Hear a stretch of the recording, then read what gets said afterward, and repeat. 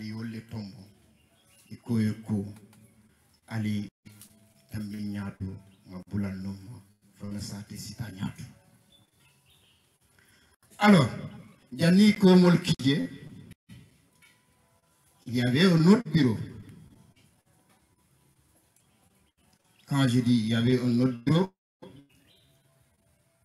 c'est parce que ce bureau-là a travaillé pendant un mandat, 2 mandats, 3 ou plus.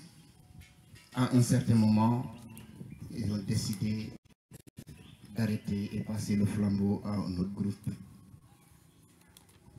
C'est comme ça que ça s'était passé ici à Sadio. On élit souvent un bureau pour un mandat d'1 an, renouvelable, plusieurs fois je pense. Alors, nous, on a été élus sous la direction de Bakary Sadio.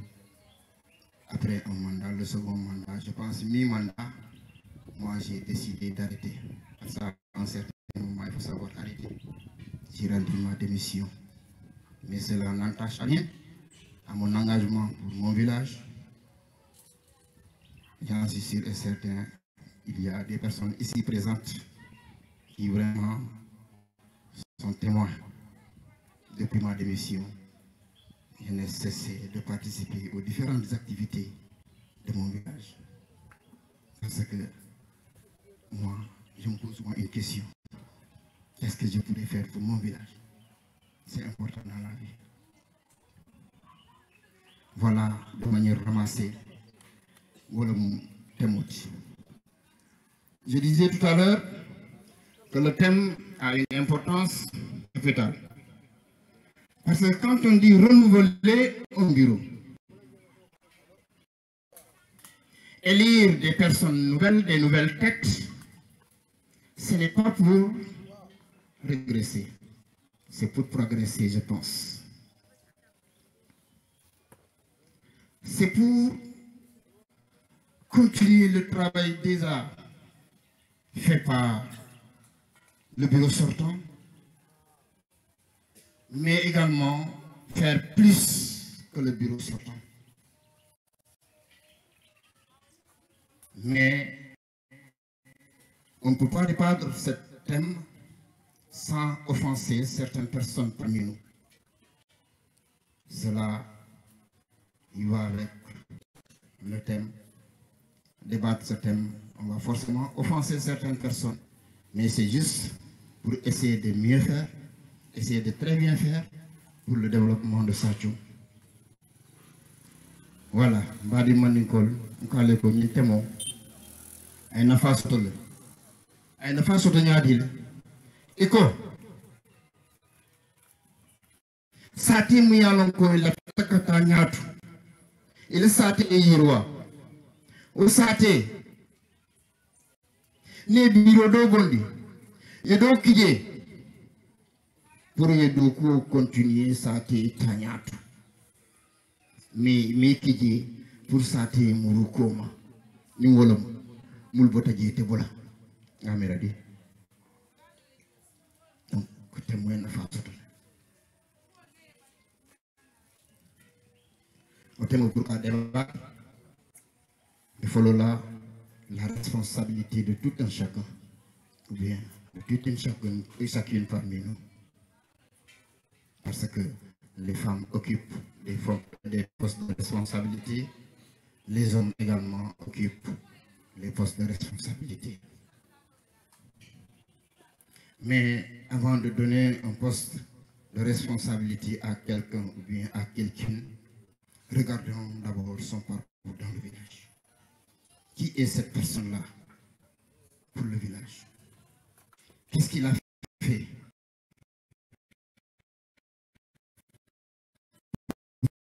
pour ce village? Il est né ici. Mais cette femme, qu'est-ce qu'elle a fait pour son village? Ou bien cette femme, qu'est-ce qu'elle a fait pour son village? C'est important pour le choix des personnes. Voilà, go. Il y a un bureau koto bon la jinga bureau kuto bon liji. Iki bureau kuto londiji. o biro kutombe mun lun leje mun lafta katara je ni jibe bollu jumañolti sateto o mo be loru ñaadi le sati o mo lol be loru ñaadi le sati e wuluté la satel e men taje fobi hammita ka poste de responsabilité occupé mais o mo libe loru ñaadi le sateto. Ça c'est un. Deux, toute personne prête à occuper un poste de responsabilité sans sacrifice, arrêtez. Ce n'est même pas la peine de lever la main. Une personne prête également pour un poste de responsabilité, s'il n'est pas prêt à y mettre son bien, son argent, ou bien d'autres biens matériels, etc., cette personne-là n'est pas apte pour un poste de responsabilité dans son village. Go. Nous avons un bureau changé. Nous avons un bureau changé. Faux. Un mari paretal qui est sacrifié pour aller sater, on le monte, il a dit kendo yatinya, il a saté la hajo. Est-ce que paretol, ni mon pareola, était bougie. Ni on va dire, est-ce que paretal, il a kodo, il a matériel, il y a que saté la cour. Ni mon pareola, il était fait bougie. Il était saté sans bon ou c'est vrai, nous sommes tous des responsables de famille. D'accord. Mais est-ce que vous savez qu'on peut même sacrifier notre famille pour le village? Bon, bien dit Mathieu. Est-ce qu'à l'heure, moi aussi, il a dit qu'il faut sacrifier, il a saté. Nous m'en parlons. Il faut nous sater le nyaton kayal.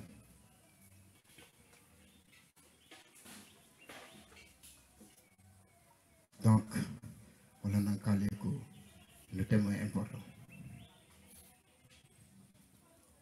Je prends toujours un exemple partant qui est parmi nous, Bakary Sadio. J'ai travaillé avec lui pendant des années. Je ne le connais pas très bien, mais je le connais très bien.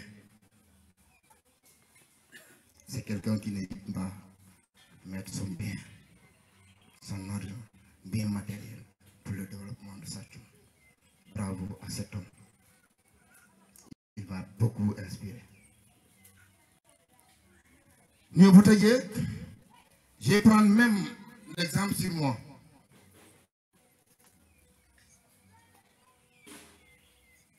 Ce matin, j'ai quitté un village. Et pourtant, les activités de l'école font partie de notre travail. Nous sommes notés à la fin de l'année. Monsieur Biaï est là. Et j'ai sacrifié cette activité-là pour mon village. Go. Depuis mbotana satellite, une activité de tunami. Nous avons quoi dire que nous avons un qui dit pour nous tunami pour nous sater.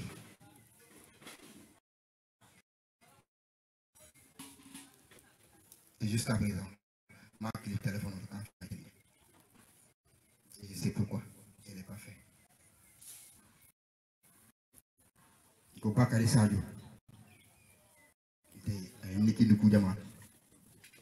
Il n'hésite pas à la Kodota, à le programme auto, parce que je suis son vice-président. Nous n'allons pas carrer ça. C'est pas parce qu'il est là présent. Non. Et jusqu'à présent, nous avons mouillé à la fin de ADS de Mouyano. Alhamdulillah. Donc, témoin la femme ou les Kafu modal Satum Tamito Lale occuper un poste de responsabilité juste parce que je suis Sathioum, moi. Je veux juste être dans le bureau de l'ADS. On dit président, vice-président, secrétaire, trésorier, etc., etc. Tu ne pas mais. Non. Il faut te regarder. Dans le miroir, il y a un philosophe, je ne sais pas, Socrate, qui connaît toi-même. C'est Socrate. Mu ñantere i fallo na nendironte bari man ni kolko comme si mun no ni ñaaya jakalon yalla ne ngani engagement monta nta sambanon mais yatabe juste pour un nom parti et président de l'ADS, secrétaire de l'ADS, trésorier de l'ADS. Non. Les gens ont dépassé ça maintenant.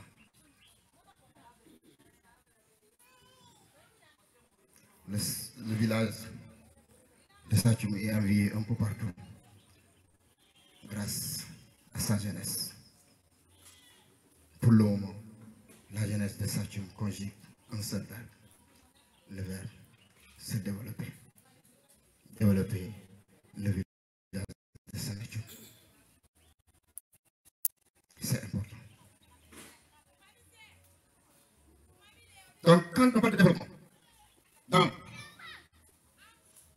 l'enseignement général, surtout nous en géographie, je suis certes professeur de lettres, histoire et géographie, mais je voudrais juste préciser que je suis dominante histoire et géographie. C'est ma matière dominante. Puisque nous sommes dans un pays sous-développé, on nous oblige à enseigner 2 à 3 matières. Nous, on enseigne déjà 3 matières, hein? Histoire et géographie, éducation civique et français. 4 matières d'ailleurs. Donc, pour préciser, je suis géographe de métier. En géographie, on parle d'un village développé ou bien un pays développé. C'est un pays dans lequel le gouvernement, c'est-à-dire l'État de ce pays, arrive à régler ou bien à satisfaire les besoins essentiels de sa population.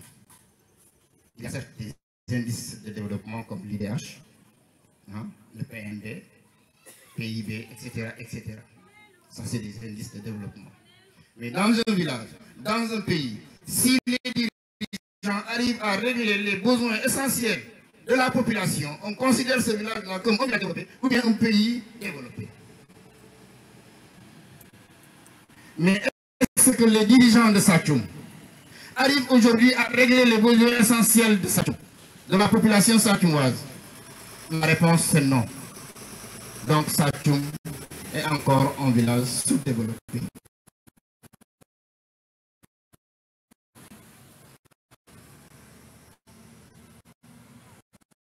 Je dis Sathioum est encore un village sous-développé. Quand on parle de développement, on pense aux infrastructures.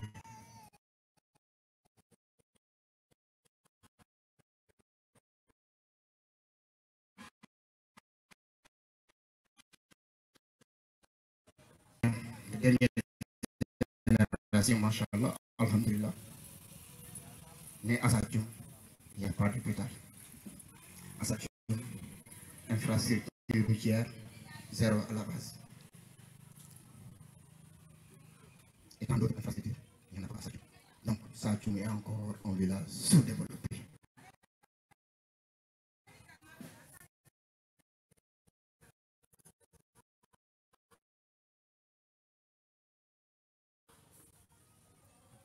Facilement. Du bureau, dans un travail. Dans un travail dans la continuité. Village de Mouyanonko, Nico a développé Tanyana, ni sati Tatanyatole. On a ni banco Tatanyatole. Géographe, banco de Mouyanonko, Alamansana, la Koulal. Population d'Afrique cool la bac. Yol bé réglé no yele. Parce que moi tes populations ne cool bé c'est la raison pour laquelle les besoins essentiels. sa tête à Kassola Koul le Pak. Ni au bébé population si on connaît. Machallah, que ça teigne. Ni sa tête tatanya de la développer. Sa tumba silokan. Bar manyaka follow. C'est ça qui me silokan. Il m'en fout à follow. Nous les bureaux changés. Et dans le Canadien. On vient traquer la nyadi.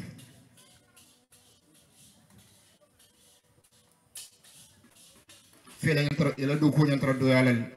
Mulbata jela do ko nyandra do yalla wal tileba ngal nyineka hani ila do ko nyandra si alol tile paki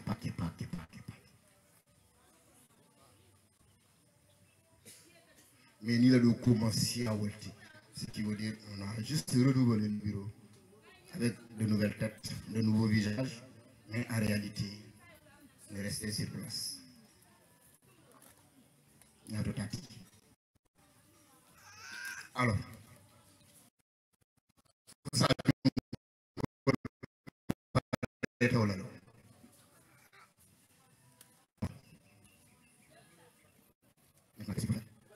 gens qu'il faut, à la place qu'il faut. Mon mot est d'amino.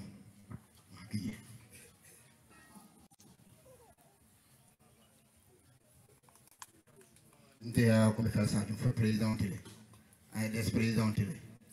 Nga fondal wala laftal barin tano ala mun nan tano hein dafa da jambe dana ko va et vient mais betu mo be tamit nola la kiji bureau bu kabata président bu kabata anomal encore bu kabata te do ko avancer mais tant que mo kilinka bureau be la rôle jouer ça ne marche pas donc il faut vraiment revoir le choix des membres du bureau comment choisir. C'est la raison pour laquelle je disais tout à l'heure, on ne peut pas débattre ce thème sans pour autant offenser certaines personnes. Je m'en excuse franchement. Donc, il y a un tas de gens là, dolmi fandiji. Mais, ni fandiji salon. Ma vérité, c'est pour on a sorti de là.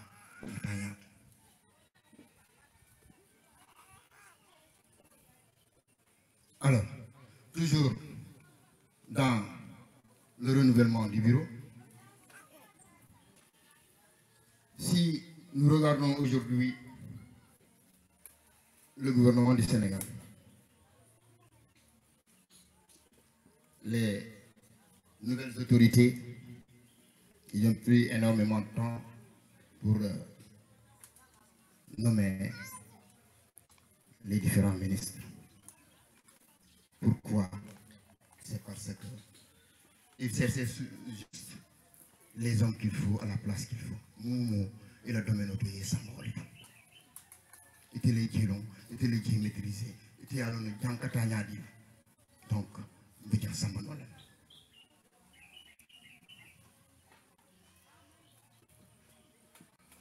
Alors, les principes du changement maintenant. Quand on parle de principe de changement, c'est d'abord un principe de la démocratie. Les temps ont changé. Les gens parlent de la démocratie. Démocratie matin, midi, soir.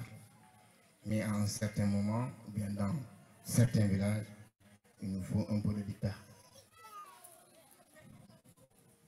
C'est-à-dire, des fois, village de tout qui s'en va, il nous faut des dictateurs.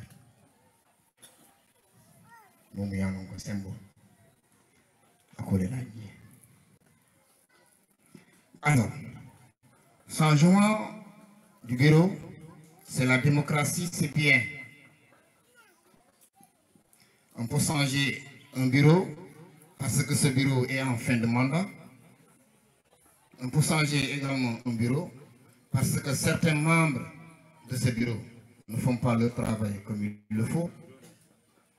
On peut également changer des différentes personnes au niveau des différents postes parce que nous sommes des humains. Il peut y avoir ce qu'on appelle des cas sociaux, c'est-à-dire des décès, des maladies graves. Voilà, la personne ne tient plus. Et s'il faut faire maintenant, il faut la remplacer. Mais une personne également peut décider de démissionner, comme moi je l'ai fait. À un certain moment, j'ai décidé de démissionner. Jusqu'à présent, je n'ai pas de motif. Peut-être certains ont compris pourquoi j'ai quitté. Mais voilà, ce n'est pas le sujet d'aujourd'hui. Pour vous dire qu'on peut changer un bureau de manière progressive. C'est-à-dire remplacer personne par personne. Comme on peut changer un bureau par voie démocratique.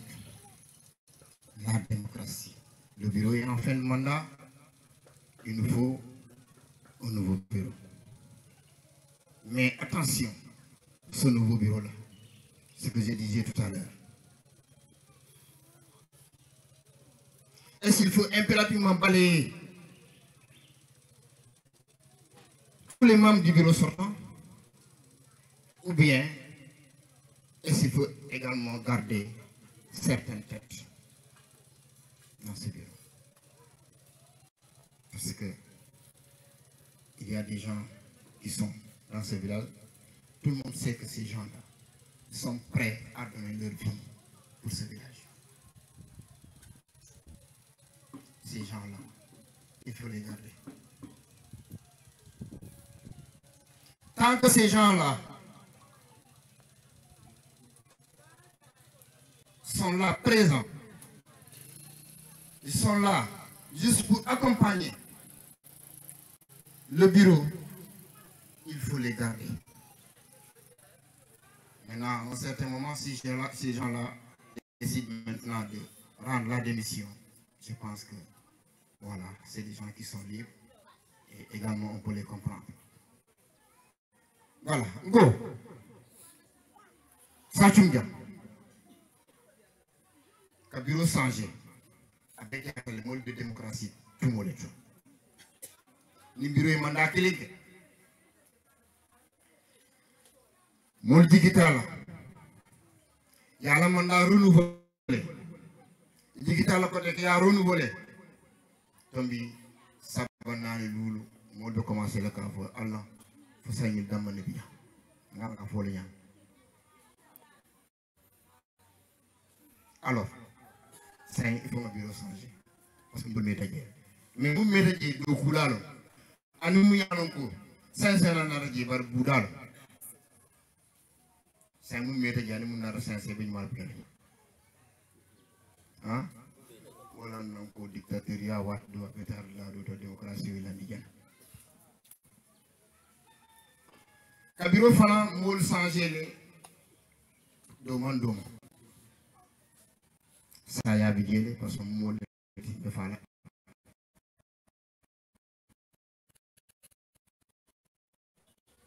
ça sal bigé mu yalon ko amari tala démission bigé mu yalon ko amari ya bigé ça beaucoup kenn ali c'est 40 places à ce bureau bien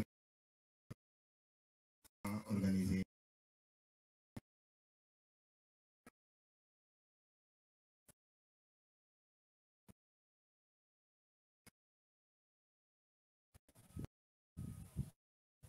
Donc, dans une association comme ADSMR, il y a des postes qu'on appelle des postes de responsabilité, des postes clés.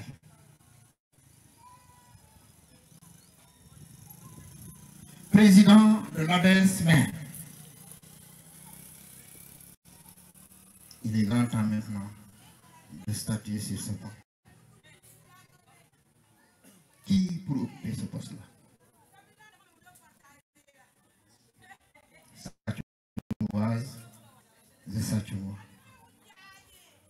C'est une question. Réfléchissons sur ce point. Vice-président ou bien vice-présidente de l'ADSMR, elle est la bonne personne pour occuper ce poste.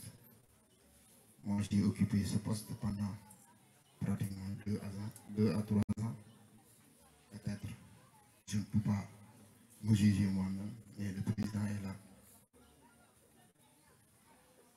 Alors, il y a un autre poste clé. Le secrétaire général. Nous ne sommes plus au 6e siècle où les gens disent ah, je pense, c'est ça qu'il avait dit. Mais aujourd'hui, nous sommes au 21e siècle. Le travail d'un secrétaire est un travail important dans une association. Parce que c'est le secrétaire qui prend note.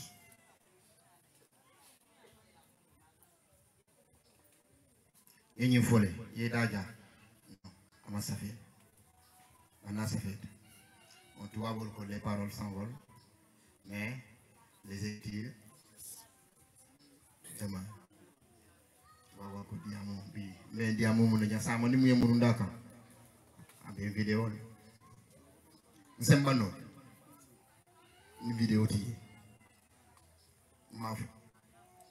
Dans une vidéo, nous y sommes. Donc, diamant, ça fait pour le mon ça fait là, on a gagné 100 ans à Médari.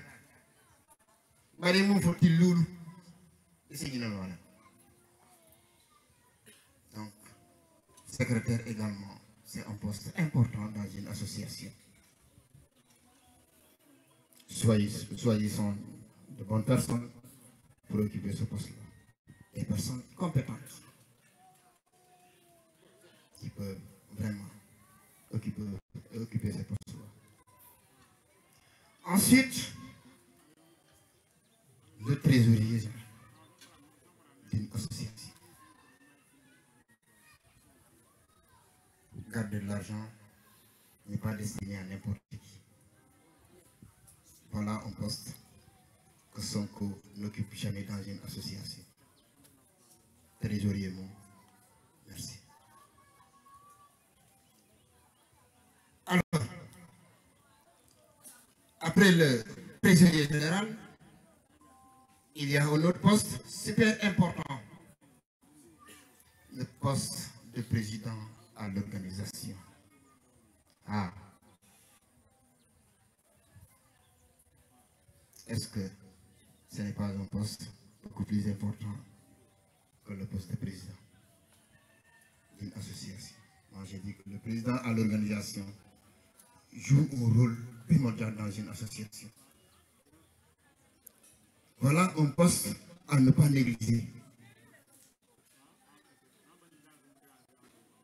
Voilà un poste qui ne doit pas être occupé par n'importe qui. Donc, c'est ça tu moi. Nous le président association Sachum. Nimbe molon la jinga lon na jibe mo nyimaram. Mo jumalo jinti. Parce que posto le mu yalon ko na faso to ake. Mais Karia Blo Wilindile, c'est mon copain, le groupe B voté. Alors qu'on avait santé Mouroun la Komale, après le groupe B, on a fait santé la Nyatota. Donc, moi je vais le monde de Kennedy. Nous avons voté encore vice-président ou bien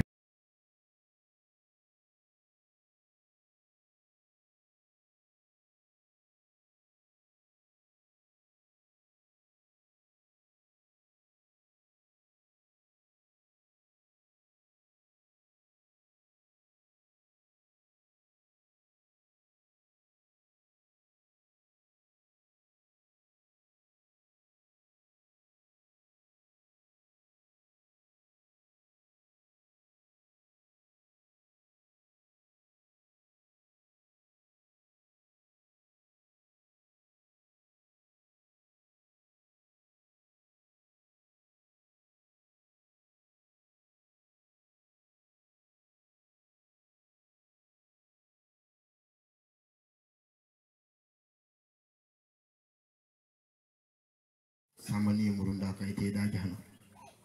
Service. Ala do ko en faso. Fefe ne ko dum ko do la fana. Akabu. Atele kase. Donc, au fond mo le timu yalon ko. Amanya na n'importe qui ka do d'accord. Qualité taraje d'accord ngolo. Qualité taraje folo. Au fond mam darol na. E ko mataraje folo. Ma fu mataraje pour ma do ko mais ko mataraje folo. Buka association. No botaje kodo.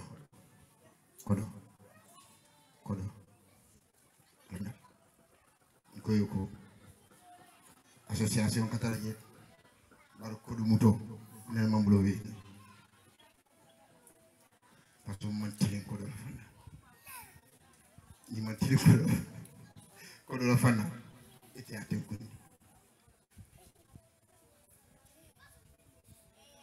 parce que association tambito la ide ifam fala matin midi soir travailler matin midi soir pour les faire réaliser ici à Kayado. Adimindal. Donc, nous y allons encore. Il était comme le Moutanola. Nous sommes trésorier général. Ibulo Chindi. Nadimola Mouliaronko. C'est un peu de Moutanola. Nous sommes là à la Wadi. C'est ça que nous.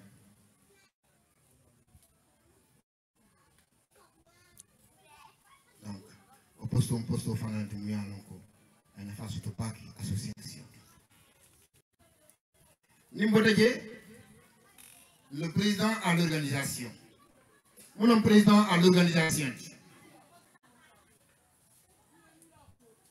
wolo moti muyalonko meji be mo sifatu wala bendu sakete to fankamano la fanal wala sakete la fanal wala kawili a test ana la groupe Feufel ni ngentara keleke modi a betra en place ay ke modi fana mu yalongo abal hajul betu la jël frein nga fo gande commande ay wili ay lu satila hajul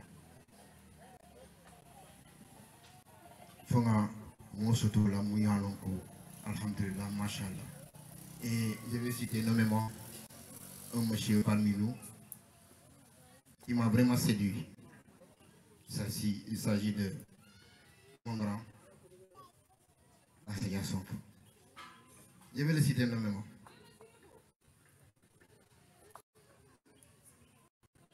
Voilà un monsieur qui a vraiment œuvré pour son village et qui ne cesse de le faire. Merci. Applaudissez pour ce monsieur. Il a été traité de tous les noms d'oiseaux. Mais il est toujours présent. Il est toujours là pour son village. Donc, ces genre de personnes-là, il faut vraiment les féliciter. Félicitations. Et mes encouragements également à votre endroit.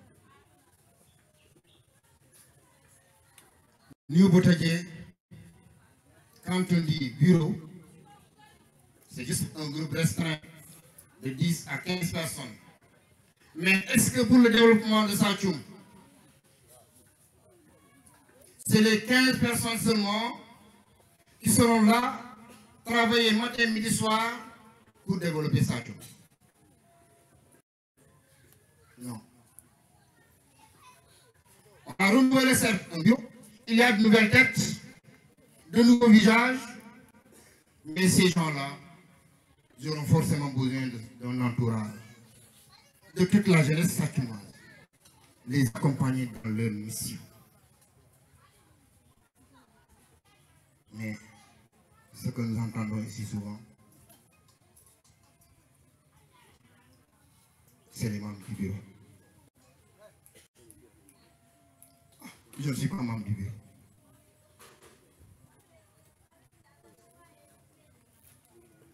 C'est ça qui est grave dans un village. C'est juste un groupe restreint de 15 personnes.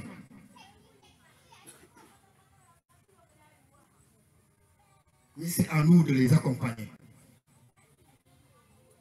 Il ne peut pas faire ce travail-là tout seul. Non. Restons derrière ces gens-là, les accompagner dans leur mission. Parce que quand on parle de développement de Satchoum, ce n'est pas le développement de la maison de Bakary Sadio. Ce n'est pas le développement de la maison de tant d'autres. Mais on parle de Satchoum. Satchoum, c'est un bien commun. Satchoum, c'est pour tout le monde.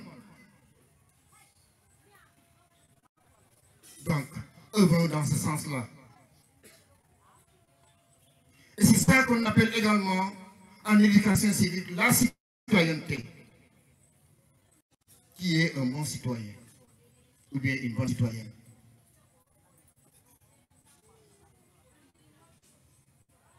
C'est celui-là ou bien celle-là qui est là matin, midi, soir pour son village. Quand son village a besoin de lui, mais il laisse tout. Il arrête toutes ses activités personnelles au profit des activités du village. C'est ça un bon citoyen. Et c'est ça un bon villageois, si je peux m'exprimer ainsi. C'est quelqu'un qui aime son village qui peut faire ça.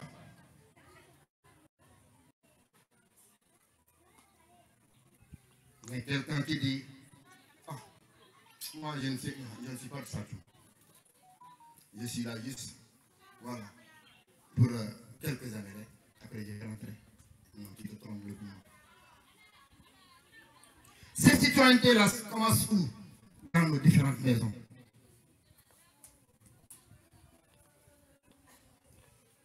Tu vois, dans une maison, l'aîné et ses frères, tant que l'aîné n'a pas dit à telle ou telle personne, fais ceci et cela, mais tout le monde croise les bras. Vous pensez que cette maison-là va se développer? Non. C'est mon grand frère, il est là certes, occupé quelque part, ou bien par d'autres activités. Moi qui suis son petit frère, ou bien sa petite sœur, je ne vais pas l'attendre. C'est notre maison. Donc Satchoum, c'est notre village. N'attendons pas le bureau. C'est Satchoumois et Satchoumois. Faisons tout ce que nous pouvons faire pour le développement de Satchoum sans attendre le bureau.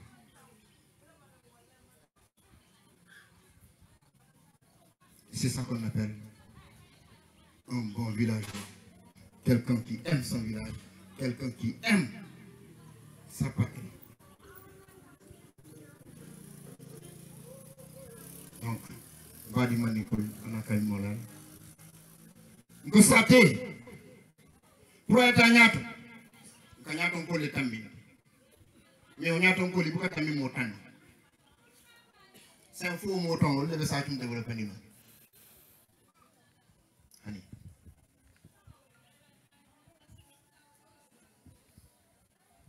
Il y a une de Covid, bureau d'oncle. Dans le bureau. Ça descend là-bas. En Sénégal.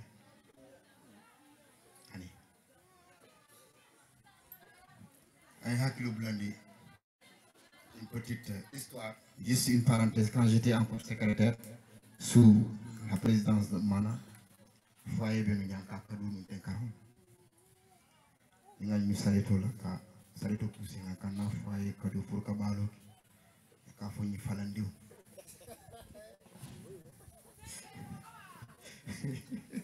C'est moi qui l'ai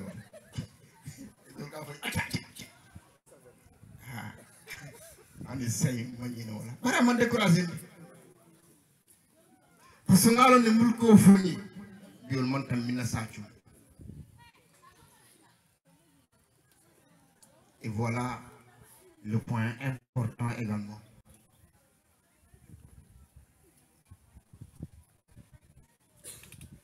Ceux qui œuvrent pour leur village, ces gens-là dans un village, c'est des gens qui ne restent jamais derrière.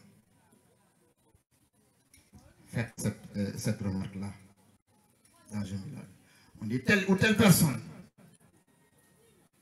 il est toujours là pour son village.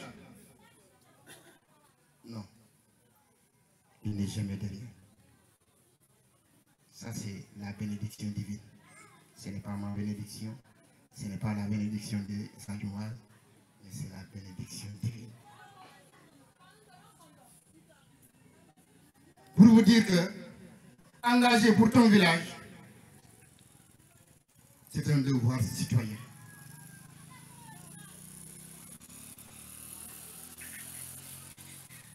Il y a un grand qui est là également parmi nous qui peut m'en témoigner.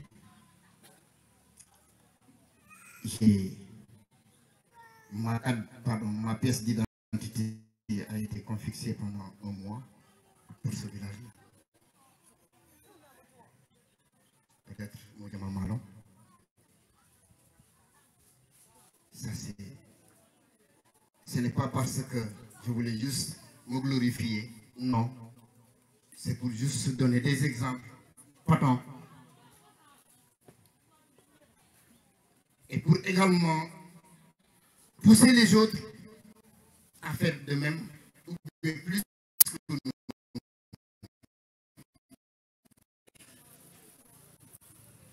Nous, on a fait. Moi, je dis toujours aux gens, tant que Dieu m'accorde encore une vie, on souffre sur terre, je vais me battre pour mon village. Donc, continuons à œuvrer pour notre village. Continuons à travailler main dans la main en conjuguant un seul verbe pour le développement de Sadio. Pour cela, il nous faut d'abord mettre les hommes à la place qu'il faut, les accompagner, mais également ne pas baisser les bras. Le développement, ce n'est pas une seule journée, ce n'est pas un mois, ce n'est pas 2 mois, ce n'est pas une année, ce n'est pas 2 ans.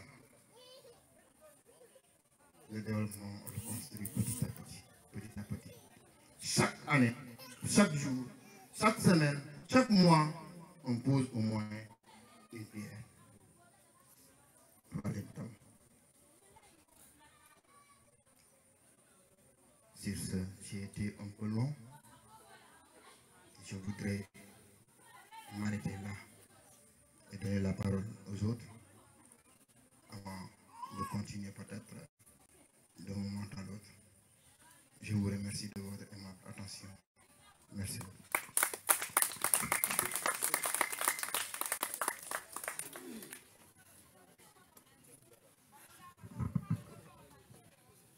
Ok, merci aux conférenciers. Béal Katia Mouele, Diata Sahiata, tellement importante. Il a soulevé des idées essentielles comme Afamouya Fnyami. Mais essentielles, mais c'est important aussi. Parce que d'abord, il a parlé de la citoyenneté. Il a parlé aussi de la fierté. Il a parlé aussi de l'engagement et l'amour pour soi aussi. Dans un thème qu'on appelle face au défi du développement, quelle est l'importance du renouvellement pour un travail dans la continuité. En aucun moment, à mon beau sujet, Wadi mis à sa faux, conférencier fait la beauté, peut-être en parenthèse, raconter une anecdote, avec exemple le citer de part et d'autre. Mais au-delà de ça, sujet à Oloma, à Témouloma, feu pendant presque un peu d'une heure à beau Témoulofola, mais allons savoir dans le sens du développement de Sadjoum. Il a parlé de la jeunesse, il a parlé de l'engagement, il a parlé du bureau surtout, mais des hommes qu'il faut à la place qu'il faut. C'est important. Quand on veut se développer dans un village comme dans une association, il faut mettre les hommes à la place qu'il faut. Momo Yedoukou Minou, il a donné un exemple de ce régime qui est là. Il y a des temps aussi pour que mon nommé, c'est parce que qui sont là, mon dans le pays qui est. Non pas parce que nous sommes mati, wala ñu ne ko dé wala ñu ko di tambita wo